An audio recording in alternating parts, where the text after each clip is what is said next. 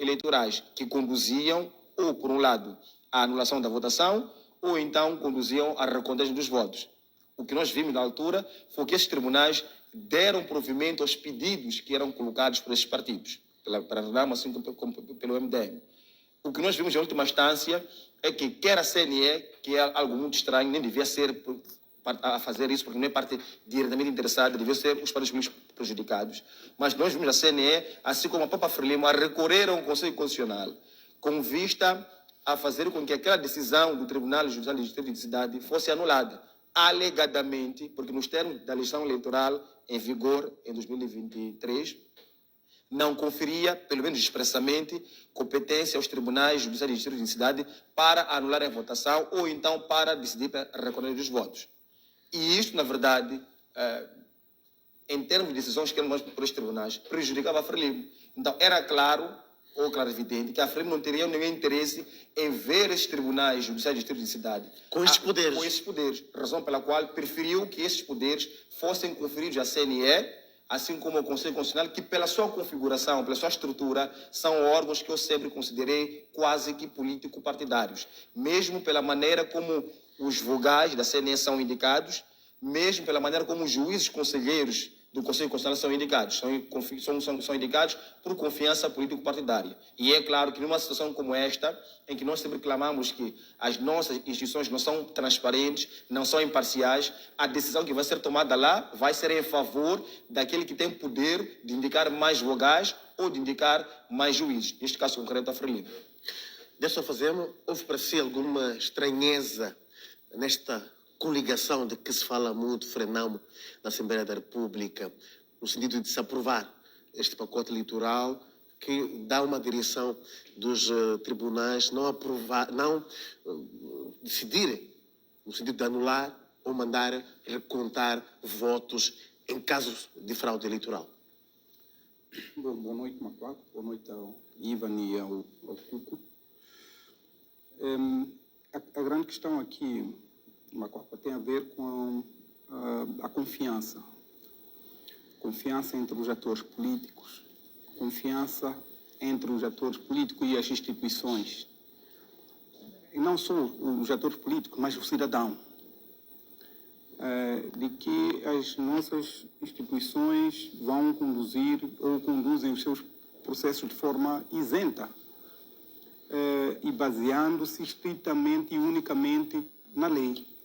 Então, esta ausência de confiança dentro do contexto de uma democracia em construção e ainda cheio de deficiências é que faz com que o país pare por causa de um artigo de uma lei eleitoral. Mas com esta lei... Há demasiadas desconfianças. É isso? Eu penso que este é que é o problema. Tanto é que por mais que se faça da melhor forma e com o melhor das intenções e com todo o esforço de educação, enquanto a questão da desconfiança estiver lá prevalecente, nós não vamos ter o resultado, o efeito desejado. As pessoas só vão se sentir satisfeitas quando acontecer aquilo que elas querem, não quando acontecer aquilo que tem de acontecer. Então, as pessoas ficam satisfeitas quando acontece aquilo que eu quero. Mas aí está a falar dos partidos políticos ou do cidadão? A sociedade está assim, porque o cidadão, a comunidade, a sociedade também já está partidarizada. Agora somos todos políticos. As pessoas aqui no Facebook agora também estão a tomar os seus posicionamentos. Se não concorda comigo, vai me colocar um carimbo. Agora estamos aqui a falar da FRENAMO, né? E tal. Mas se não concordam comigo, também vão me colocar ou na FRELIMO, ou na RENAMO, ou no MDM, ou seja lá que for. Então, nem sequer há espaço para a manifestação de diferenças. As pessoas não podem expressar um pensamento diferente. Então, esse é o grande desafio que nós temos. Aí é uma espécie de algum radicalismo em termos de pensamento. Não, mas é mesmo isso. Então, nós temos que trabalhar nisso como uma agenda prioritária, para podermos nos reencontrar, né? E juntos podermos conduzir os processos na direção em que elas devem ser conduzidas. Mas aí está a falar depois de 2025, depois de 2024, sentamos em 2025, é por aí. É urgente, o país está muito disperso, as pessoas estão muito politicamente divididas. com o risco de a gente ter situações de tragédia por razões, motivações políticas. Não há necessidade nenhuma para isso. Estamos aqui à volta do artigo, mas no fim o que nós queremos? Não é problema deste artigo ou não, nós queremos eleições transparentes, livres, justas, em que os resultados reflitam aquilo... De tal forma que podemos até estar numa situação sem lei eleitoral, as eleições Existem decorrerem. países que têm até, são democracias mais antigas, e têm até leis eleitorais piores que as nossas, mas conseguem organizar muito bem as suas eleições. Então, nós poderíamos até não ter este... Na verdade, este artigo nem existia. Foi colocado, só que antes da lei ser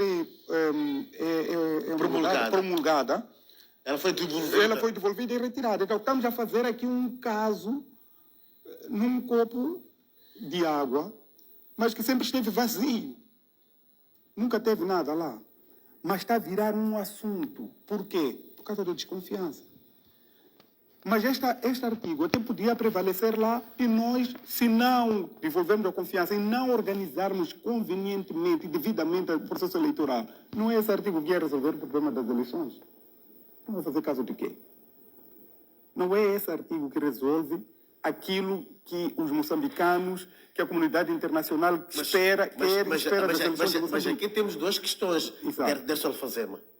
O artigo não resolve a situação das eleições. Então, se ele estiver lá também não faz mal. Porque ele não vai resolver o problema das eleições. Então, se ele estiver lá também não faz mal. Também não faz mal, mas o facto de não estar agora, está a virar um caso. Olha só, nós temos uma das melhores leis eleitorais, apesar de ser instável. O grande problema, um dos primeiros problemas, antes até de olharmos para o artigo, tem a ver com o timing. E isto, as várias plataformas de observação eleitoral nacionais e internacionais têm chamado a atenção para Moçambique. Estamos aqui, vamos iniciar campanha, agora ainda estamos a rever lei eleitoral. Eu acho que essa é que tem que ser uma preocupação. Temos que discutir isto, não em cima do calendário eleitoral. Essa discussão devia ocorrer fora, muito antes da lei eleitoral. Mas essa lei foi devolvida também. Não, mesmo quando foi devolvida, quando foi aprovada pela primeira vez, já era tarde. Nós já estávamos dentro do calendário eleitoral. Então, nós parece que não aprendemos. Eu acho que é isso. Essa é que é a questão que nós temos que tratar. Por que é que nós fazemos a revisão da lei eleitoral tão tardiamente? Em cima de joelho. Em cima de joelho. E viu que a lei foi aprovada com a lei extreme. No último dia da sessão, no encerramento, teve que demorar, atrasou a sessão do encerramento, porque tinha que se aprovar essa lei. Quer dizer, o risco era muito grande. E eu quero imaginar aqui a Renamo, que tinha mais pontos do seu interesse, como disse, que conseguiu acomodar mais de 30 pontos, que eram mais de 30 questões lá, artigos, que eram do seu interesse, correr o risco de perder tantos ganhos, porque a outra parte estava a recusar exatamente este artigo. Claramente que para um bom negociador faz todo sentido em dizer que então concorda com o posicionamento da Renamo? Nem é com o posicionamento da Renamo, nem com o posicionamento da Frelimo, nem... O que eu estou a dizer é mais ou menos a dinâmica do próprio processo. Essa lei não foi aprovada num contexto normal, em que poderia até se adiar o debate da mesma. Havia urgência, tinha que se aprovar e chegou-se ao limite, tinha que ser naquele dia. Então, a questão do nosso processo eleitoral, muitas das vezes, se não sempre, é condicionada mais por comportamento humano do que necessariamente pela lei. Muito bem. Então, só para terminar, podemos ter a melhor lei eleitoral do mundo aprovada num consenso até de um referendo, mas se não houver um compromisso das pessoas envolvidas, partidos políticos, sociedade civil, agentes eleitorais, MMVs, etc., vamos ter eleições desastrosas. Mas outra coisa também, temos de ser claros aqui e honestos. Quem é o principal problema das eleições? São os observadores internacionais, nacionais. A sociedade civil. Não, eu penso ou que há uma pessoa que é sempre acusada de fraude? Eu penso que... Quem é essa pessoa? Então, eu acho que é uma cadeia, porque todos os atores devem estar cientes, cada um do seu papel e da sua responsabilidade, para executar devidamente e evitarmos aquilo que vimos com o outro corre com urna, aquele senhor da Zambésia que ficou todo